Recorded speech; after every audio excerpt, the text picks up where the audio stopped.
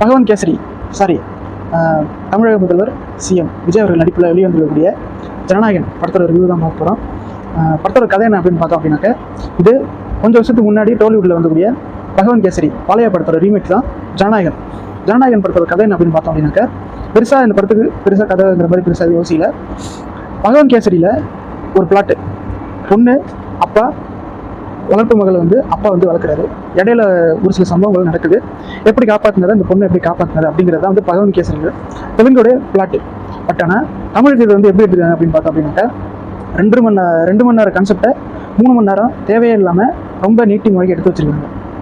Jananayagan one line அப்படி என்ன அப்படின்னு பார்த்தோம் அப்படின்னாக்க, அவங்க கூட வேலை பார்க்கக்கூடிய ஆஃபீஸருடைய பொண்ணு வந்து அப்பா இறந்துடுறாங்க. அப்படி அப்பா இறக்கும்போது அந்த பொண்ணு வந்து விஜய் வந்து எடுத்து வளர்க்குறாரு. அது வளர்க்கும்போது அந்த பொண்ணுக்குன்னு ஒரு சில ஆம்பிஷன்ஸ்லாம் இருக்குது.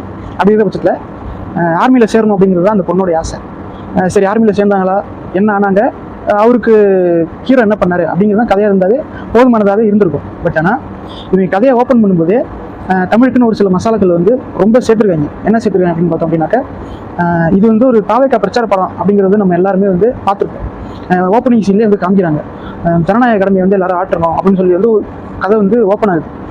அப்புறம் கதை கொஞ்சம் நேரத்தில் ஆப்பிரிக்காவை டேக் ஆஃப் ஆகுது. அங்கே போய் என்ன சொல்ல போகிறாங்க அப்படின்னு பார்த்தோம்னாக்கா, ஆப்பிரிக்காவில் வந்து முன்னாடி வந்து பசி பஞ்சம் பட்டினியெல்லாம் இருந்திருக்கு அப்படின்னு சொல்லிட்டு அங்கே கொஞ்சம் நேரம் ஓப்பன் பண்ணுறாங்க.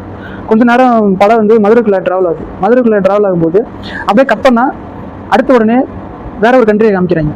அந்த கண்ட்ரி தான் ஆப்பிரிக்கா.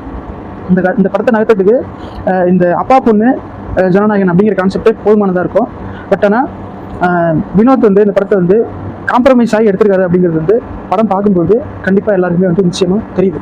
அப்படிங்கிற பட்சத்தில் ஒரு கதைக்குன்னு ஒரு பிளாட்டும் கிடையாது, ஒரு மைய கருவும் கிடையாது. டிவி கேக்கு பிரச்சாரம் பண்ணுறது எப்படிங்கிறது மட்டுமே வந்து மறைமுகமாக நேரடியாகவோ நிறைய இடங்களில் காமிச்சிருக்காங்க. பாபி டிஎல் தான் வந்து வில்லனாக பண்ணியிருக்காரு. அவர் இப்போ நடிக்கிறாரா நடிக்க மாட்டேங்கிறா அப்படின்னு தெரிய மாட்டேங்குது. பட் ஆனால் அவர் வர இடம் பூரா ரொம்ப ரகடா ஒரு மாதிரி நல்லாவே இருக்குது. பட் ஆனால் வில்லனா இன்னும் கொஞ்சம் பெட்டராக பர்ஃபார்ம் பண்ணிக்கலாம் அப்படிங்கிற மாதிரி தான் இருந்துச்சு. இந்த கதையை பகவான் கேசரி கதையை ஜனநாயகனுக்கு போதுமான கதை. பட் ஆனால் 3 மணி நேரம் தேவையே இல்லாமல் டியூரேஷன் ஓடுறது அப்படிங்கிறது வந்து கொஞ்சம் தேவையில்லாத விஷயம் அப்படிங்கிற மாதிரி தான் இருந்துச்சு.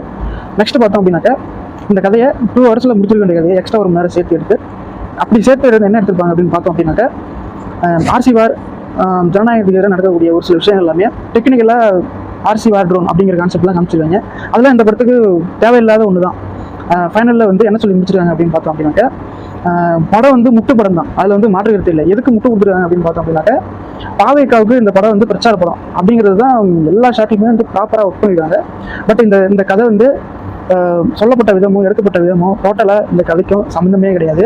மொத்தத்தில் கடைசியில் வந்து ஜனநாயகன் வந்து ஒரு விஷயத்த பண்ணுறாரு.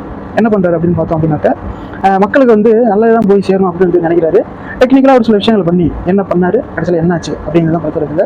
மொத்தத்தில் இவர் கலை சேவையை விட்டு நாட்டுக்கு வந்து அரசியலுக்கு சேவை செய்ய போயிருக்காரு. இவரோட கலை சேவையை விட்டுட்டு போயிருக்காரு அப்படிங்கிறது வந்து கலை சேவைக்கு செய்கிற ஒரு மிகப்பெரிய சேவை தான். பட் இப்போ அரசியலுக்கு வந்து போயிருக்காரு. மொத்தத்தில் படம் வந்து இவங்க நினச்சது ஒன்று, வந்தது ஒன்று.